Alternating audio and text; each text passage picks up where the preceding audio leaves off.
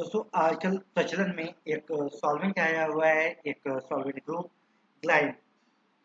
तो डाइग्लाइम और मोनोग्लाइम सॉल्वेंट क्या होते हैं, इनका आजकल बहुत ज़्यादा ट्रेंड है, तो इसलिए इसके बारे में आपसे चर्चा करना जरूरी हो गया। जो मोनोग्लाइम डाइग्लाइम जो सॉल्वेंट है, इनका यूज आजकल बहुत ज़्यादा ऑर्गेनिक सिंथेसिस में देखने को मिलता है। तो ये ऐसे सॉल्वेंट्स होते हैं जो हमारे ऑर्गेनिक रिएक्शन के ऑर्गेनिक सिंथेसिस में ढेर सारे इन्हेंसमेंट करते हैं। जैसे एल का इन्हेंसमेंट रिएक्शन को बचाते, रिएक्शन टाइम को कम करते हैं। तो आज हम इनके बारे में ही डिटेल से समझेंगे, क्या होते हैं, कैसे होते हैं, इसके बारे में। ऑर्गेनिक सिंथेसिस एक जटिल जटिल प्रक्रिया होती है और इसमें सामान्यतः अनेक चैलेंजेस फेस करने होते हैं, चुनौतियां सामने आती हैं। जैसे कि रिएक्शन का रिएक्शन लंबे समय तक चलता है और सेलेक्टिविटी बहुत कम होती है। इन इश्यू को कम करने के लिए हमें एक सॉल्वेंट सिलेक्शन करना बहुत जरूरी है। तो ऐसा देखा गया वेरियस एक्सपेरिमेंट के द्वारा कि अगर डाइग्लाइम मोनोग्लाइम के पास बेहतरीन इन सारे चैलेंजेस का एक ओवरकम है, इन चैलेंजेस को पार किया जा सकता है, तो हम डाइग्लाइम और मोनोग्लाइम को आज समझेंगे कि इन समस्याओं का कैसे समाधान किया जा सकता है। आज हम डाइग्लाइम और मोनोग्लाइम के सिंथेटिक एप्लीकेशन को भी हम इस एपिसोड में समझेंगे।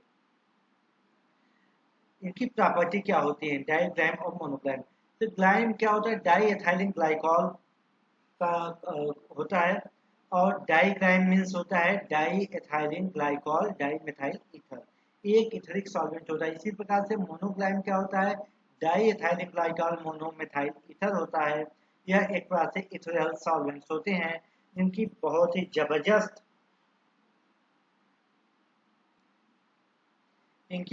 जबरदस्त सॉल्वेटिंग प्रॉपर्टी होती है।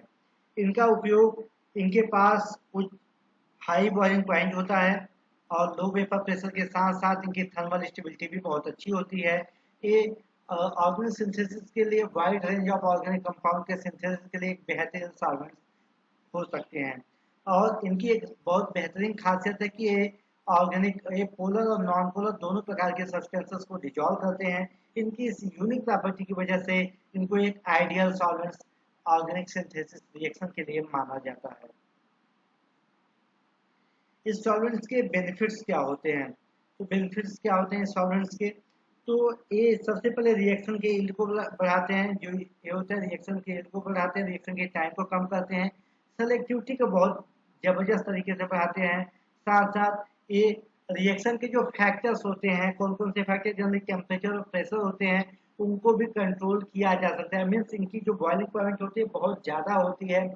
तो ऐसा होता है कि अगर बॉइलिंग पॉइंट ज़्यादा है, दूसरे एसिडिक सॉल्वेंट का ईथर वाले सॉल्वेंट हमें लेना है, लेकिन दूसरे ईथर के जो सॉल्वेंट होते हैं उनकी बॉइलिंग पॉइंट काफ़ी कम होती है। तो इनका अच्छा खासा डाइग्लाइम मोनोग्लाइम का तो 150 से ऊपर भी बॉइलिंग पॉइंट होता है, तो इनको आसानी से यूज किया जा सकता है। और एक सबसे अच्छी बात होती है कि इन सॉल्वेंट की जो टॉक्सिसिटी होती है वो बहुत ही कम होती है, जिसकी वजह से इनको आसानी से हैंडल किया जा सकता है। तो इन बातों को ध्यान में रखें तो एक चीज समझ में आती है कि इनकी एक एडवांटेज है और ऑर्गेनिक सिंथेसिस केमिस्ट्री में एक टूल की तरह इनका उपयोग किया जा सकता है। एप्लीकेशन, इनका एप्लीकेशन क्या होते हैं, डाइग्लाइम और मोनोग्लाइम जो सॉल्वेंट्स होते हैं, दोनों ऑर्गेनिक सिंथेसिस अलग वेरियस ऑर्गेनिक सिंथेसिस में इनका उपयोग किया जा सकता है। इनका एक्सट्रैक्शन के लिए यूज कम किया जाना चाहिए, क्योंकि इनको फिर उड़ाना, इवेपोरेशन करना बहुत ही मुश्किल काम होगा, क्योंकि इनकी बॉइलिंग पॉइंट ज़्यादा होती है।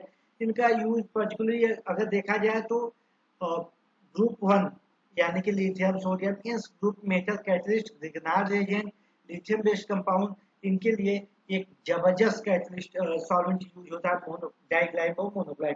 डाइग्लाइम की बॉइलिंग पॉइंट ज़्यादा होती है, इसलिए उसको ज़्यादा प्रेफर किया जाता है।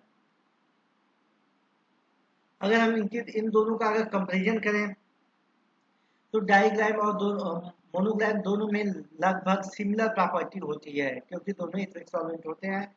लेकिन दोनों में ये डिफरेंस है कि डाइग्लाइम में चेन बड़ा होने की वजह से इनकी बॉइलिंग पॉइंट ज़्यादा होती है, जिसकी वजह से सॉल्वेटिंग पावर इनकी बेहतरीन होती है किसके कंपेरिजन में, मोनोग्लाइम के। और दूसरे, इसको दूसरे तरीके से हम बोल सकते हैं कि मोनोग्लाइम की जो विस्कोसिटी होती है वो कम होती है और ज़्यादा वोलेटाइल होता है। तो इन बातों को ध्यान में रखकर अलग अलग स्पेसिफिक रिक्वायरमेंट के अकॉर्डिंग हम दोनों में से किसी एक का चुनाव कर सकते हैं अपने रिएक्शन के लिए।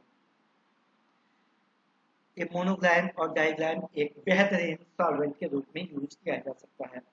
केस स्टडी की बात करें तो इनका ऐसा देखा गया है कि दोनों बहुत सॉल्वेंट के रूप में एक बेहतरीन ऑप्शन हो सकते हैं। दोनों का रिएक्शन को इम्प्रूव करने में, जैसे उनकी एफिशिएंसी को, सेलेक्टिविटी को और कॉम्प्लेक्स मॉलिक्यूल के सिंथेसिस मोड को एक्टिव करने, मतलब ढेर सारे रिएक्शन ऐसे होते हैं जो एक पर्टिकुलर रिएजेंट के साथ नहीं होते, लेकिन वहाँ पर सॉल्वेंट वेरिएशन करा के उस रिएक्शन को कराया जा सकता है। इन सारी चीज़ों को ध्यान में रखकर आगे बहुत ज़्यादा संभावना है मोनोग्लाइम और डाइग्लाइम का।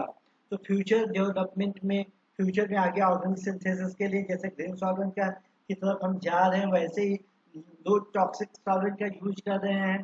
तो उस दिशा में भी मोनोग्लाइम और डाइग्लाइम एक बेहतरीन ऑप्शन हमारे लिए बन सकते हैं।